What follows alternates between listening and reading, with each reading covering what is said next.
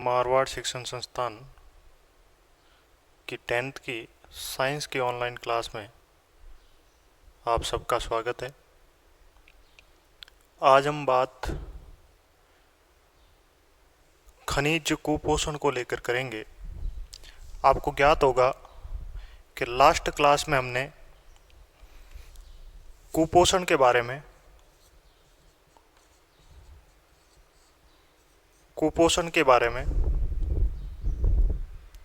पढ़ा था। कुपोषण के प्रकार थे और कुपोषण के प्रकार आपको पता भी होगा कि हमने 3 प्रकार पढ़े थे पहले भी। फर्स्ट जो था अपना वो था आपका प्रोटीन कुपोषण।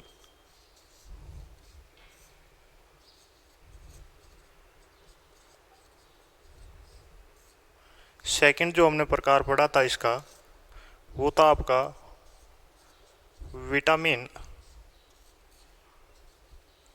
कुपोषण। और थर्ड जो टाइप था इसका वो था आपका खनिज कुपोषण। अब देखिएगा, ये कुपोषण वैसे आपको पहले भी मैंने समझा दिया था कि कुपोषण क्या होता है, यानी संतुलित भोजन या फिर पर्याप्त मात्रा में अगर भोजन नहीं मिल पाता है या किसी पोषक तत्व की कोई कमी रह जाती है भोजन में तो वो कुपोषण के अंतर्गत आता है। और कुपोषण एक प्रकार की विकृति है। ये 3 प्रकार से मिनरल हो सकती है। प्रोटीन की अगर कमी रहे भोजन में तो प्रोटीन कुपोषण हो सकता है, और प्रोटीन की कमी रहने की स्थिति में 2 प्रकार के रोग होते हैं, वो भी मैंने आपको पहले बता दिया था। क्वांसियोरकोर और मेरेस्मस 2 रोग रहते हैं, उनकी भी बातें हमने कर ली थी। विटामिन कुपोषण जो होता है, विटामिन कुपोषण में विटामिन की कमी के कारण होता है, और विटामिन की भी बातें हमने की थी। विटामिन ए की कमी से कौन सा रोग होता है, रतौंधी जो हमने पढ़ा भी था।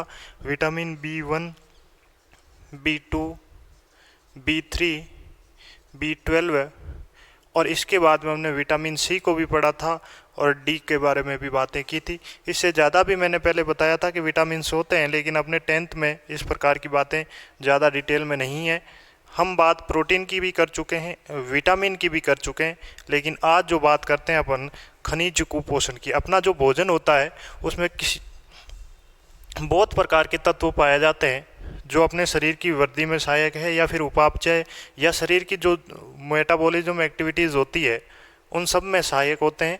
हम जो बात कर रहे हैं वो खनिज कुपोषण को लेकर आज की हेडिंग में रहेगी। तो हेडिंग लगा दी होगी आप सब ने, विटामिन कुपोषण, सॉरी खनिज कुपोषण। और हेडिंग लगा दीजिएगा खनिज कुपोषण।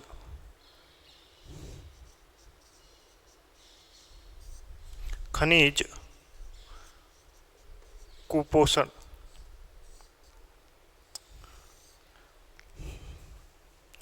परिभाषा में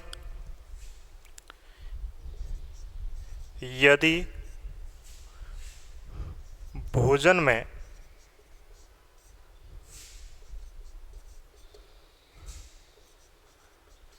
खनिज तत्व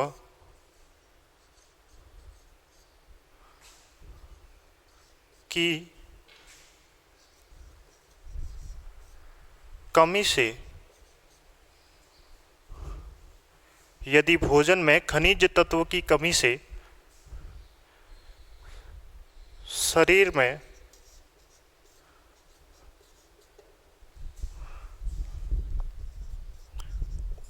उत्पन्न विकार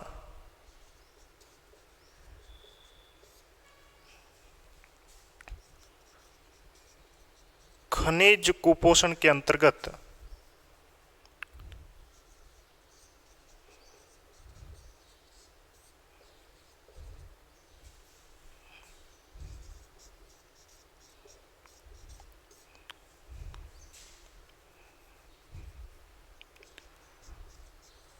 समझा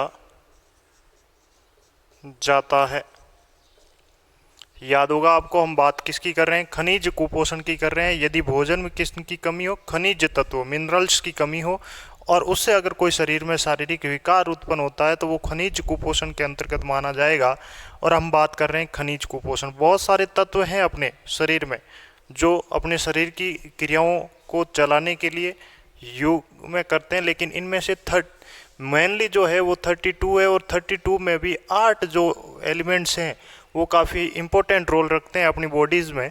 तो हम बात कर रहे हैं कुछ तत्वों की जो आपके 10th के लेवल में है, मैं उन्हीं की बात करूंगा, बहुत डिटेल नहीं करूंगा। जब अपन 11th और 12th में बायोलॉजी के साथ बात करेंगे तो इनको थोड़ा डिटेल में और भी पढ़ेंगे। तो हेडिंग लगा दीजिएगा अगली। फर्स्ट में अलग अलग, जैसे हमने विटामिन्स को लिया था उसी प्रकार से मैं प्रत्येक एलिमेंट को लेते हुए बात करूंगा, मिनरल्स को। सबसे पहला जो तत्व होता है अपना, वो कैल्शियम की बात करूंगा, या खनिज तत्व जो है वो फर्स्ट है कैल्शियम।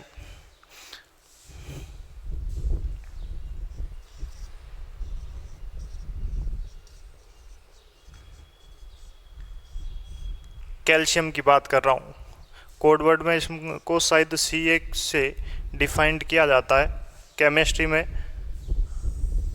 अपन दैनिक जीवन में रसायन और उनसे आगे की केमिस्ट्री की जब बातें करेंगे 10th के लेवल में, तब इनको बहुत डिटेल से बढ़ाऊंगा मैं। आवर्त सारणी में बात कैल्शियम तत्व की करते हैं। तो कैल्शियम एक प्रकार का एलिमेंट है जो अपनी हड्डियों में देखने को ज़्यादातर मिलता है अपने। वैसे कैल्शियम और फास्फोरस की मात्राएं होती है, पोटेशियम भी यूज रहता है साथ में हड्डियों में, लेकिन ज़्यादातर इन चीज़ों की देखी जाती है। अब बात आती है कि कैल्शियम जो होता है वो अपने शरीर को कहाँ से प्राप्त होता है, अपने शरीर में इन चीज़ों की कहाँ से पूर्ति होती है, तो उनकी बातें कर रहा हूँ। तो कैल्शियम की जो, यानी मैं कह दूं कि कैल्शियम का स्रोत कहते हैं, या फिर स्रोत, जो भी आप अपनी लैंग्वेज में यूज करते हैं। स्रोत की बात करूं तो स्रोत की बात में सबसे पहले तो आती है एक तो दूध, दूसरे की बात करूं तो हरी सब्जी,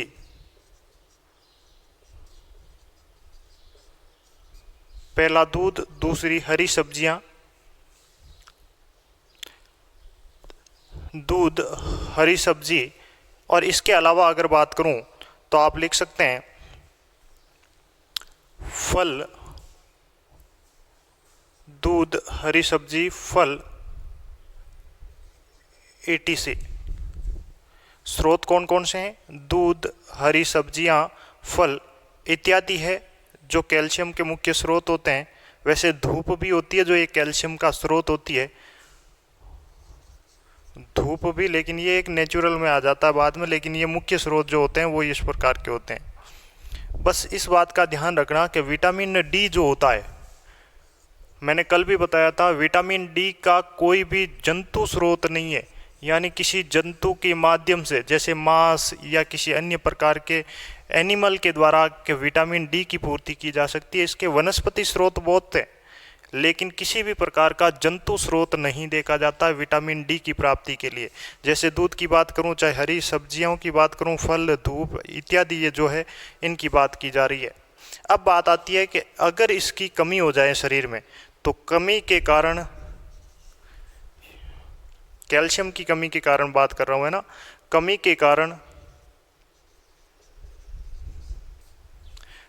कारण उत्पन्न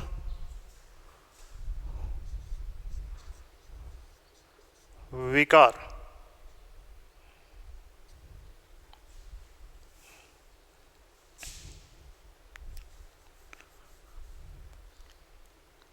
पहला रिकेट्स,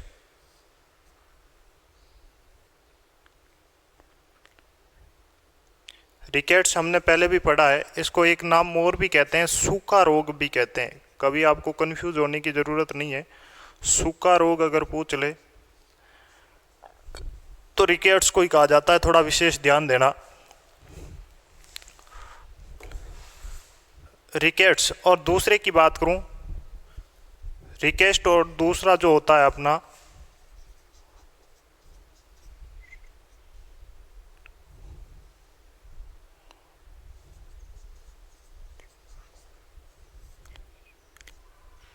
ऑस्टिया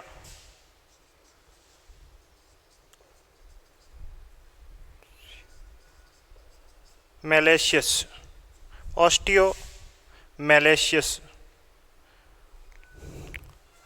एक तो रिकेट्स होता है और दूसरा ऑस्टियो मैलेशियस होता है।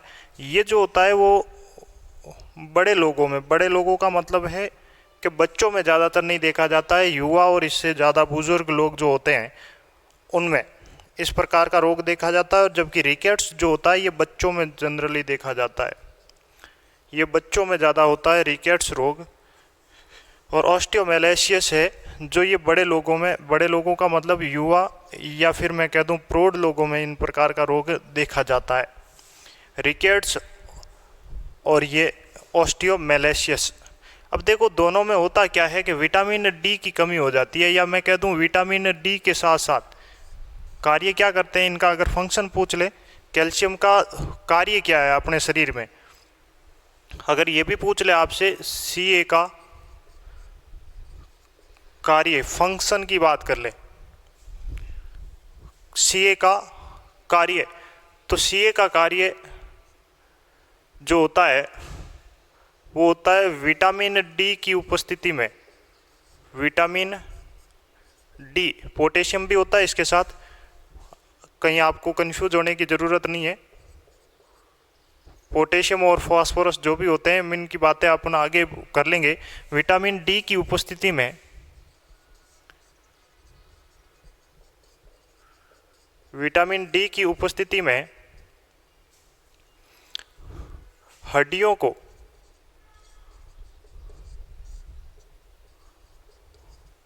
और दांतों को भी हो सकता है क्योंकि दांत भी कैल्शियम से ही निर्मित होते हैं, हड्डियों को मजबूती प्रदान करना।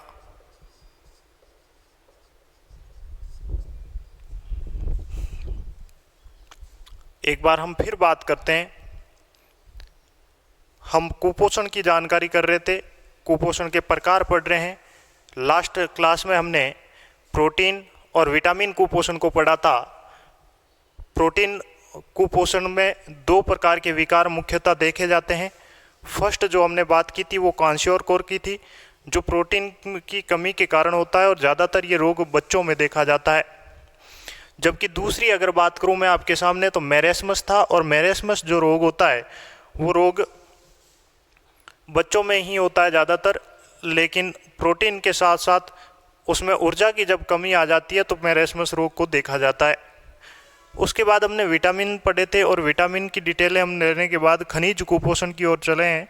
खनिज कुपोषण में फर्स्ट खनिज की बात कर रहे हैं जो कैल्शियम है। कैल्शियम की स्रोत यानी किस स्रोत से कैल्शियम हमारे शरीर में प्राप्त होता है, तो दूध, हरी सब्जियां, फल और धूप भी होती है, लेकिन मुख्यतः जो रहते हैं इनकी बात होती है। अगर कैल्शियम की अपने शरीर में कमी है तो उस कमी के कारण कौन से विकार उत्पन्न होते हैं, तो विकार दो प्रकार के हैं। रिकेट्स रोग होता है, इसको सूखा रोग कहते हैं। इसमें होता क्या है कि जो हड्डियां होती है वो भंगुर हो जाती है। जैसे आपने कई बार देखा होगा कि कुछ चीज़ें पुरानी होने के बाद जैसे ही अपन हाथ में लेते हैं वो थोड़ा टुकड़ों में टूट जाती है। ठीक उसी प्रकार से रिकेट्स रोग में भी क्या होती है, हड्डियाँ हल्की सी चोट के कारण टूटने का डर रहता है या फिर उनसे पपड़ियाँ उतरती रहती है। रिकेट्स रोग में ये ज़्यादातर जो होता है वो बच्चों में होता है, जबकि ठीक इसी प्रकार का बड़े लोगों में भी होता है जिसे ऑस्टियोमेलेशियस रोग कहा जाता है। ये दो रोग कैल्शियम की कमी के कारण देखा जाता है, और कैल्शियम जो कार्य करता है वो विटामिन डी की उपस्थिति में कार्य करता है। और काम क्या करता है, ये विटामिन डी की उपस्थिति में हड्डियों और दांतों को क्या करता है, मजबूती प्रदान करता है। ये बात थी आपको कैल्शियम को लेकर। दूसरी बात करता हूं मैं सोडियम की। दूसरी बात करता हूं मैं सोडियम की।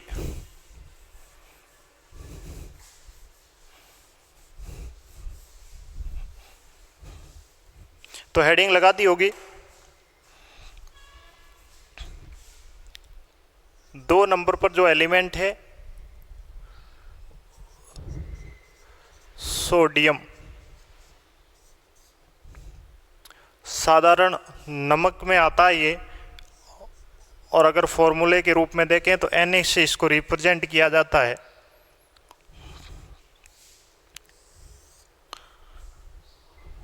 इसके स्रोत की बात करूं, यानी कौन से स्रोत से ये प्राप्त किया जाता है, तो बात की जा सकती है एक तो नमक से, जो आयोडीन युक्त नमक की बात की जाती है, साधारण नमक कहा जाता है इसको। NaCl फुल फॉर्म होती है इसकी। जो केमिकल कंटेंट के रूप में रहता है सोडियम क्लोराइड होता है। हम बात केवल इसी को लेकर कर रहे हैं।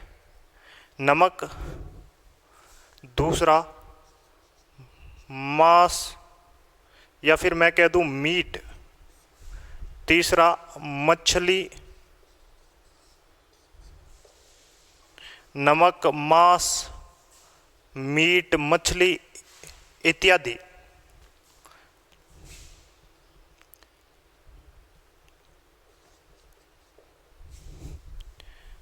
एक बार फिर समझ लें, सोडियम की बात कर रहे हैं अपन, और सोडियम की अगर बात करूं तो सोडियम का जो होता है मुख्य जो स्रोत होता है वो नमक होता है, मीट होती है, मछली होती है। और अगर आपकी किताबों में या आपको और भी लिखना है तो अपन लिख सकते हैं, देखो दूध भी इसका स्रोत होता है। दूध में भी सोडियम पाया जाता है। तो ये सारे के सारे इसके स्रोत की बात करते हैं। फिर अपन बात करते हैं इसको आगे को लेकर कि इसमें स्रोत की बात करने के बाद फिर मैं आगे बात करता हूं इसकी कमी से क्या विकार उत्पन्न होते हैं, यानी Na की कमी के कारण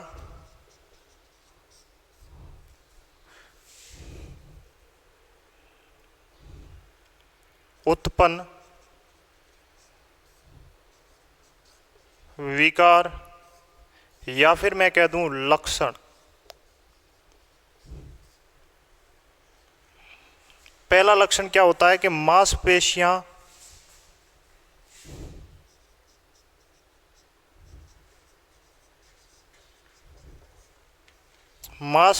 में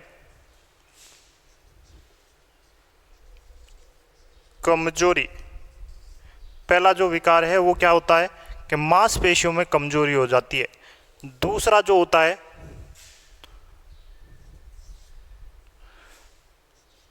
तंत्रिकीय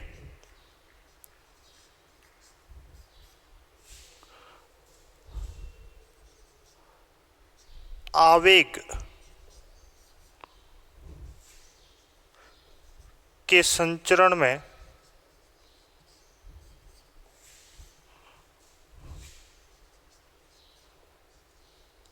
कमी। तंत्रिकीय आवेग संचरण का मतलब ये होता है कि किसी भी प्रकार की अपने शरीर में स्पर्श, मान लीजिएगा अपने शरीर में यहाँ पर पिन को नॉक किया है और पिन को नॉक करते ही अपने माइंड में तुरंत ये रिएक्शन जाता है कि अपने यहाँ पर किसी बाह्य वस्तु का स्पर्श हुआ है। तो ये एक तंत्रिकीय आवेग के माध्यम से ये क्रियाएं संपन्न होती है, जो एक रासायनिक की क्रियाएं होती है। अध्याय संख्या 2 में जब अपन नर्व की स्ट्रक्चर पढ़ेंगे उस समय मैं आपके साथ में बात करूँगा। तीसरी बात करूँ, मांसपेशियों में कमजोरी, तंत्रिकीय आवेग में संचरण शायद दिख नहीं रहा होगा, मैं आगे की बात कर लेता हूँ। एक बार फिर समझा दूँ, देखो सोडियम की बात कर रहा हूँ, स्रोत होता है नमक, मीट, मछली, दूध। Na की कमी के कारण जो विकार या लक्षण देखे जाते हैं वो मांसपेशियों में कमजोरी है, तंत्रिकीय आवेग में संचरण की बात आती है। फिर शरीर का जो विद्युत अपघटन जो होता है, मैं ऊपर की ओर लिख देता हूँ, शरीर में विद्युत अपघट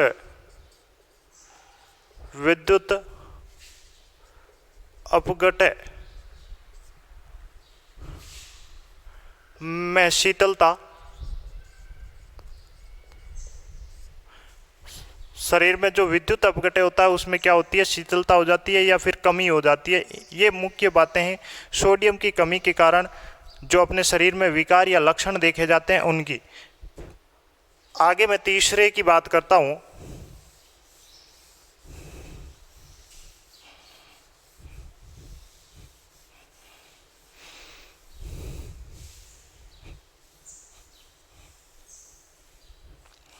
तीसरा जो आप आगे रहेगा वो रहेगा आपका पोटेशियम।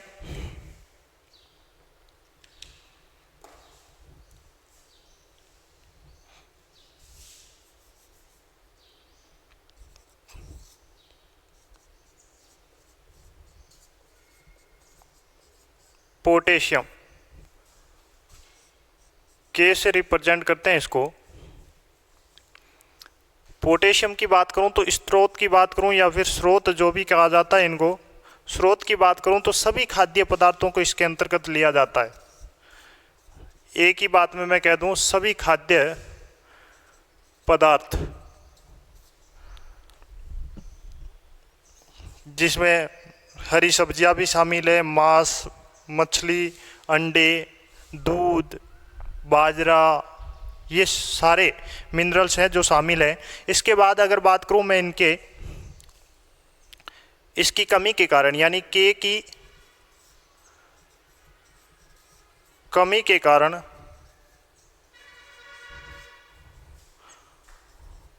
उत्पन्न विकार या फिर मैं कह दूं लक्षण। फर्स्ट जो लक्षण है वो होता है तंत्रिकीय आवेग में संकुचन। सेकंड जो होता है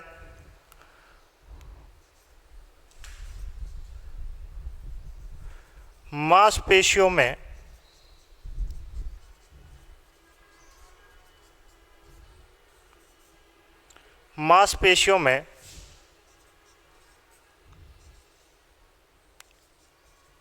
कमजोरी। तीसरे की बात करूं, उपापचय क्रियाएं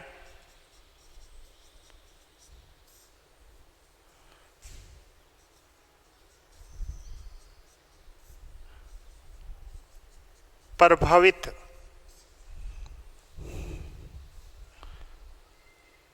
देखिए ये तीनों लगभग सिमिलर ही है जो हमने लास्ट पढ़ा था सोडियम में लेकर। तंत्रिकीय आवेग में संकुचन, मांसपेशियों में कमजोरी और उपापचय क्रियाओं को प्रभावित करता है। मुख्य जो इनका रोल होता है वो इन तीन पर होता है। इससे अलावा भी कुछ देखा जा सकता है जो एडवांस है, कुछ अपने अध्याय में केवल इतनी ही बातें की गई है। पोटेशियम की बात कर रहा हूँ कि स्रोत की बात, सभी खाद्य पदार्थों की बात हो रही है। और ये क्या करता है कि विटामिन डी के साथ या फिर मैं कह दूं कैल्शियम के साथ, ज़्यादातर ये नहीं मिलता है, फास्फोरस ज़्यादा मिलता है, लेकिन ये पोटेशियम भी कैल्शियम के साथ मिलकर क्या बनता है, एक हड्डियों को मजबूती प्रदान करता है। ये बातें आपके साथ थी, मेरे हिसाब से क्लियर हो गया होगा आपका। पोटेशियम की बात कर रहा हूँ, सभी खाद्य पदार्थ हैं। के की कमी के कारण जो उत्पन्न विकार होते हैं वो तंत्रिकीय आवेग में संकुचन, मांसपेशियों में कमजोरी, जो कोई विशेष बात नहीं है, जो पहले हमने पढ़ी है। आगे बात करता हूँ, या फिर शारीरिक संतुलन में कमी लिख सकते हैं एक बार, अगर और लिखना चाहें तो आप ही एक एडवांस में और लिखना चाहें तो। शारीरिक संतुलन में जो शरीर का बैलेंस होता है उसमें थोड़ी कमजोरी आ जाती है। वैसे भी हो जाता है क्योंकि मांसपेशियों में जब कमजोरी होती है तो अपने शरीर में संतुलन बिगड़ ही जाता है। शारीरिक संतुलन में कमी ये वैसे भी हो जाता है, लेकिन फिर भी हमने आपके साथ बात कर ली। आगे की बात करता हूं फास्फोरस को लेकर।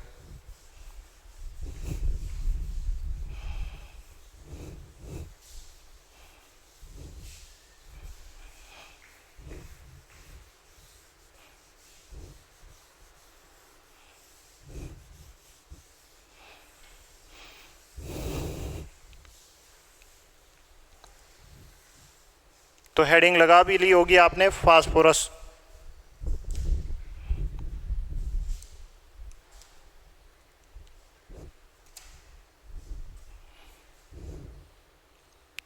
चौथा जो भी है,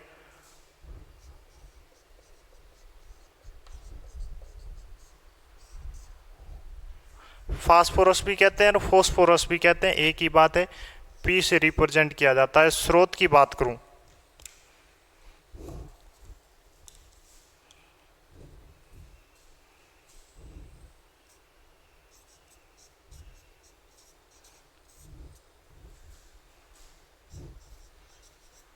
फल, हरी सब्जियां, दूध, दूध के उत्पाद,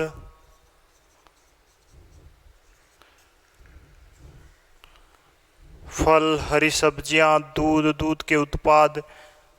और जो गुड़ होता है उसमें भी काफ़ी मात्रा में पाया जाता है, ध्यान रखना। वैसे ये अलग से मैंने लिखवा दिया है क्योंकि फल में ही जो शुगर कैन होता है, गन्ना होता है और गन्ने से ही गुड़ बनाया जाता है, ये आपको पता ही भी होगा। फल, हरी सब्जियां, दूध, दूध के उत्पाद, लीवर। इससे अलावा भी मिल सकते हैं आपको स्रोत, मैंने इतने से आपके साथ साझा किए हैं।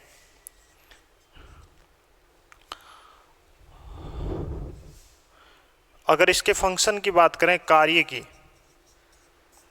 तो ये क्या करता है कि कैल्शियम के साथ मिलकर, कैल्शियम के साथ मिलकर, कैल्शियम के साथ मिलकर विटामिन डी की उपस्थिति में, विटामिन डी की उपस्थिति में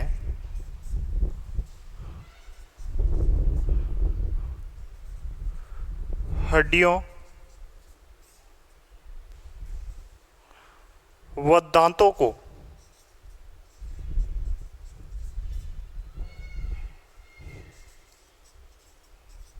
मजबूती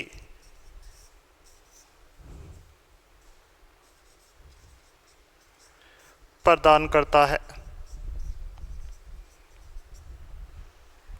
क्लियर है? हम बात किसकी कर रहे हैं?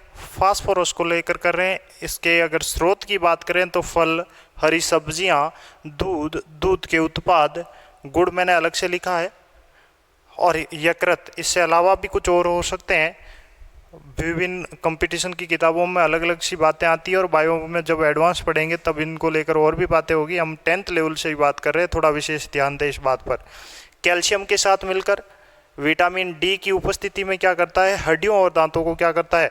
मजबूती करता है। तो आपका सवाल ये भी हो सकता है कि सर यदि इसकी कमी हो शरीर में तो क्या होता है कि हड्डियों में कमजोरी उत्पन्न करने का काम भी कर लेता है। क्यों? क्योंकि कमी रहेगी तो हड्डियों को मजबूती नहीं मिलेगी, और नहीं मिलेगी तो इस विटामिन डी की कमी के साथ इसका भी कमी का कुछ रोल देखा जाता है। तो आपको याद होगा कि हमने 4 पढ़े हैं खनिज। फर्स्ट जो पढ़ा था वो हमने कैल्शियम को लेकर किया था। सेकंड जो हमने पढ़ा था वो था आपका सोडियम। तीसरा जो हमने पढ़ा था वो था आपका पोटेशियम, और चौथे की जो हमने बात की है वो है आपका फास्फोरस। आगे मैं जो बात कर रहा हूं वो है आपका लोहा, या फिर मैं कह दूं आयरन।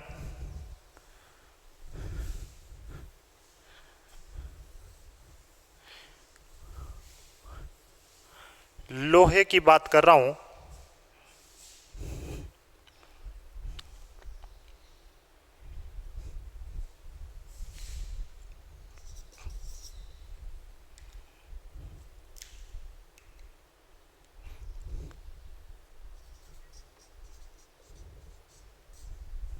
या इसी को ही कहते हैं लोहा। और इसकी अगर बात करूं तो एफ ही होता है। स्रोत की बात करूं तो स्रोत में बाजरा, गुड़, लीवर, यकृत की बात आ सकती है इसमें। इसके अलावा हरी सब्जियां,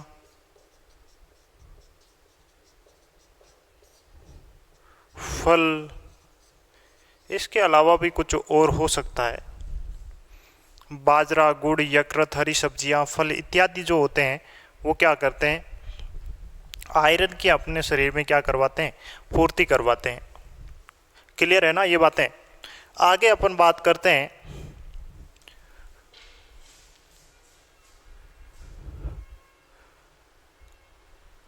Fe की कमी के कारण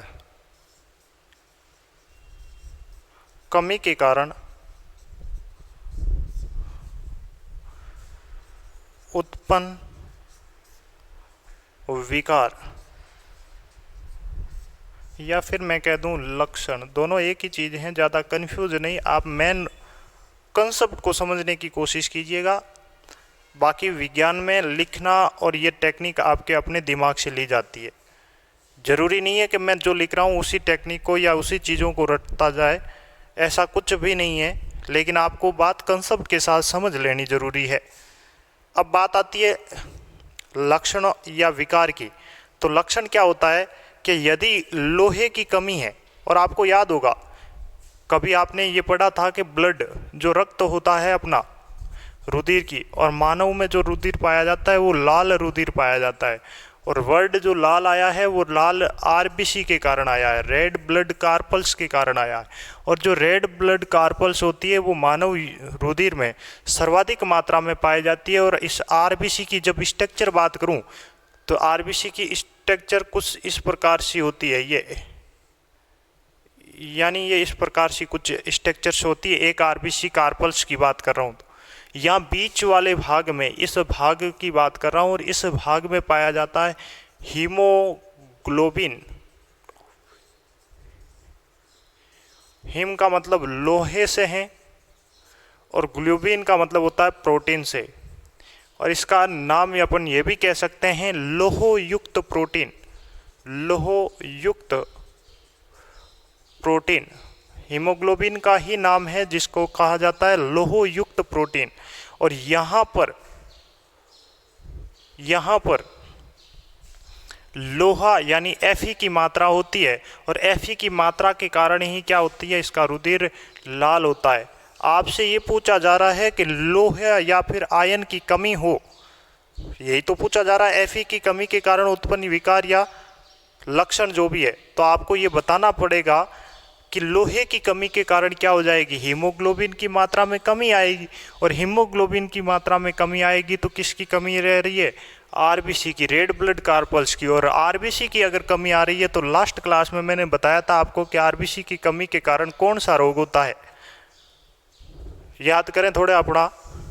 आरबीसी की कमी के कारण कौन सा रोग होता है, तो हमने बात की थी रक्त अल्पता, रक्त की कमी। और रक्त की कमी जब होती है तो उसमें मेजर जो कमी देखी जाती है वो आरबीसी की कमी देखी जाती है। और आरबीसी की कमी के कारण जो रोग भी होता है वो होता है एनीमिया। तो Fe की कमी के कारण उत्पन्न होने वाले लक्षण, तो इसमें अपन लिख सकते हैं रक्त अल्पता, या फिर कह दूं कि एनीमिया रोग होता है। और एनीमिया रोग होता है तो क्या, हृदय स्पंदन की दर बढ़ जाती है, शारीरिक संतुलन जो होता है वो बिगड़ जाता है। ये सारे इसके लक्षण से अपन लिख सकते हैं।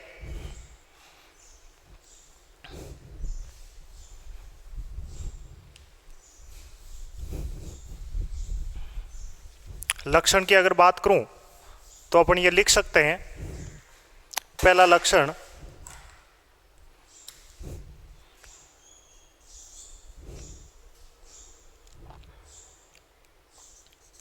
रक्त की कमी, रोग अगर पूछ ले तो एनीमिया, रक्त अल्पता भी कहते हैं, ध्यान रखना। दूसरा शारीरिक संतुलन,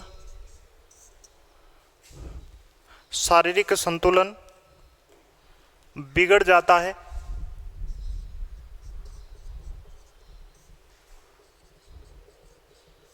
शारीरिक संतुलन बिगड़ जाता है। तीसरे की अगर बात करूं तो तीसरा आप ये बता सकते हैं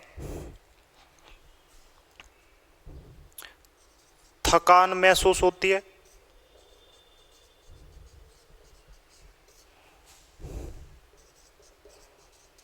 इसके अलावा अगर कोई आपसे फीचर पूछे, लक्षण पूछे, तो अगला अपन ये बता सकते हैं कि हृदय स्पंदन की दर, हृदय स्पंदन की दर बढ़ जाती है। और जब ये हृदय स्पंदन बढ़ता है तो और भी कैरेक्टर्स आते हैं, जिसमें अपने को शरीर से पसीना आता है, शरीर पूरा लाल लाल हो जाता है। ये सारी बातें जो आपको देखने को मिलती है, ये किससे रिलेटेड है भाई? लोहे या Fe की कमी के कारण। अपन बात किसकी कर चुके हैं? एक तो हम बात कर रहे हैं Ca की कर चुके हैं, दूसरी अगर बात पूछे तो अपन Na की कर चुके हैं, तीसरी अगर बात आपसे पूछे तो K की कर चुके हैं, चौथे की आपको पूछे तो P की कर चुके हैं, और पांचवे की बात करें तो अपन Fe की कर चुके हैं। एक एलिमेंट्स और पढ़ देते हैं अपन, और वो है अगला अपना हेडिंग के रूप में जो रहेगा आयोडीन। अगला जो अपना हेडिंग है वो है आयोडीन।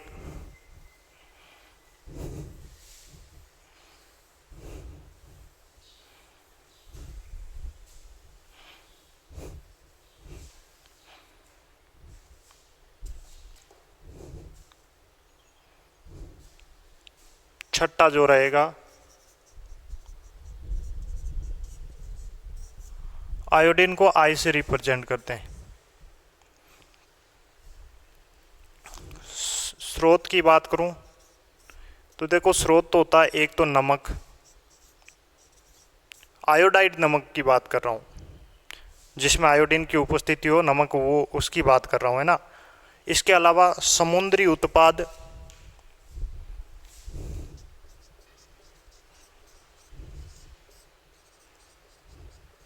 समुद्री उत्पाद में मांस, मछलियाँ, ये सारे, झींगा, पैलिमोन, ये सारे इसी के अंतर्गत आते हैं। इसके अलावा बात करूं तो अगली जो बात होती है अपनी वो आती है सब्जियां,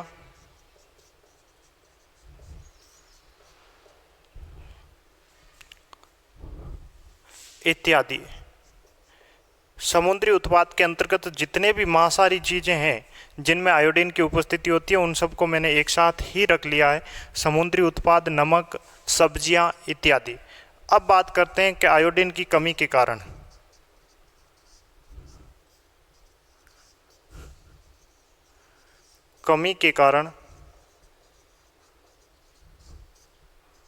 उत्पन्न लक्षण की बात कर लूं चाहे, या फिर बात कर लूं मैं विकार की, उत्पन्न लक्षण या फिर विकार की बात कर लूं, तो आयोडीन की कमी के कारण जो लक्षण उत्पन्न होते हैं उसमें सबसे पहला जो लक्षण होता है वो गेंगा या गलगंट रोग हो जाता है। गेंगा रोग कहते हैं अपन।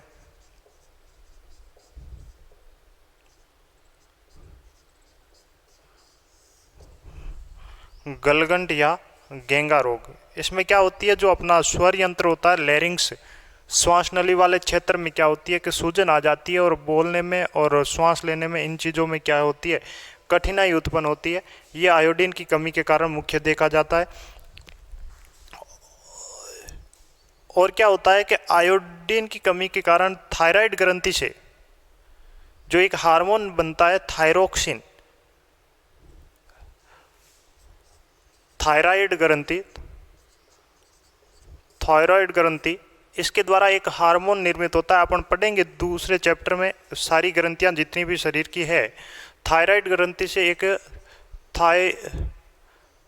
थायरोक्सिन नामक एक हार्मोन डेवलप होता है या निर्मित होता है, और ये अपने शरीर की जो श्वास नली वाली जो क्षेत्र है उसको मरम्मत या फिर उसको सुचारू रखने के लिए उत्तरदायी होता है। और इस थायरोक्सिन हार्मोन की क्या हो जाती है, कमी हो जाती है, जिसके कारण अपने में क्या होती है भाई, आयोडीन की कमी या फिर गेंगा रोग के लक्षण देखने को मिलते हैं। ये सारी बातें थी आपके खनिज कुपोषण को लेकर, और जितने भी खनिज थे मुख्य तौर पर उन सब की हमने बातें की है। अपने 10th में इतने ही हैं। इसके अलावा जो भी डिटेल्स होगी अपन अन्य उच्च क्लासों में पढ़ेंगे। एक बार मैं फिर रिपीट कर दूं कि हमने कुपोषण को लेकर बात की थी। कुपोषण मुख्यतः 3 प्रकार का होता है। फर्स्ट कुपोषण पूछा जाए तो प्रोटीन कुपोषण होता है। सीक्वेंस में आगे पीछे हो तो कोई इश्यू नहीं है इस चीज़ को लेकर, कि ज़रूरी नहीं है कि जो हमने बात की है उसी के अकॉर्डिंग चलना चाहिए आपको। प्रोटीन कुपोषण, दूसरा विटामिन कुपोषण, और तीसरी जो हमने बात की थी वो खनिज कुपोषण को लेकर की थी। प्रोटीन कुपोषण जो था प्रोटीन की कमी के कारण होता है, विटामिन कुपोषण था जो विटामिन की कमी के कारण होता है, और अगर बात करूं खनिज कुपोषण तो भोजन में खनिज की अगर कमी रहे, खनिज तत्व की या मिनरल्स की जो कमी रहे तो वो क्या होता है, खनिज कुपोषण होता है। हमने बात की थी फिर आगे प्रोटीन कुपोषण में अगर प्रोटीन की कमी हो तो उससे क्वांशोर को रोग होता है। दूसरी अगर बात पूछे तो प्रोटीन के साथ साथ यदि उसमें ऊर्जा की कमी हो तो मैरेस्मस रोग होता है। ज़्यादातर ये दोनों रोग बच्चों में ही देखे जाते हैं, और कारण पूछ ले तो गरीबी के कारण होता है, ऐसा कुछ विशेष नहीं इन चीज़ों को लेकर। आगे बात करें अपन विटामिन, तो विटामिन सारे हमने डिटेल से पढ़े थे, ए, B, B1, B2, B3, B12, सी, और अभी एक जो चल रहा है अपना कोविड-19। इस कोविड-19 में जो सबसे बड़ी समस्या जो आ रही है इम्यूनिटी पावर की आ रही है, यानी प्रतिरोधक क्षमताएं डेवलप करने की बात आ रही है। आपको पता भी होगा कि आपने अपने न्यूज़ चैनल के माध्यम से, टीवी के माध्यम से सुना भी होगा कि कई जगह पर प्रतिरोधक क्षमता का ट्रांसप्लेट या इम्यूनिटी पावर थ्रोम्बोसाइट्स जो होती है अपने उनको ट्रांसप्लेट करने की बातें की गई थी, लेकिन सुप्रीम कोर्ट ने इस पर पाबंदी लगा दी थी और WHO ने भी इसका विरोध किया था। तो ये जो था इम्यूनिटी पावर, ये इम्यूनिटी पावर जिनका वीक है उनमें तो कोरोना का ज़्यादा लक्षण देखा जाता है या उनको ज़्यादा इफेक्ट करता है, और जिनका इम्यूनिटी पावर काफ़ी स्ट्रॉन्ग है उन लोगों को इस प्रकार की कोई समस्याएं नहीं आती। और आपने अपने देखा भी होगा कि गर्मी के समय अपने को काफ़ी बार वोमिटिंग या फिर चक्कर जैसी सिचुएशन डेवलप हो जाती है अपने। उस स्थिति में हमें सलाह दी जाती है डॉक्टर के माध्यम से या अपने किसी बुजुर्ग घर के इंसान के द्वारा, जो बात की जाती है उसमें ये बताया जाता है कि लेमन या नींबू पानी या ज़्यादा से ज़्यादा पानी पिएं।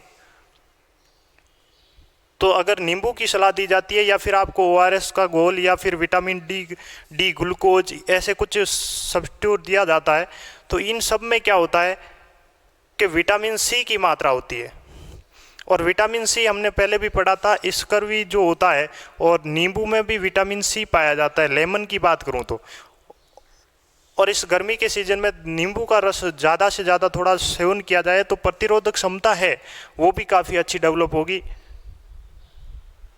यहाँ पर अपना खनिज कुपोषण पूरा होता है, और कुपोषण की जो हेडिंग थी अपने इस यूनिट में वो यहाँ पर समाप्त होती है। इससे आगे अपन बात जो भी करेंगे जल की करेंगे, और ये बात अपन नेक्स्ट क्लास में बात करेंगे। आज के लिए इतना ही, धन्यवाद।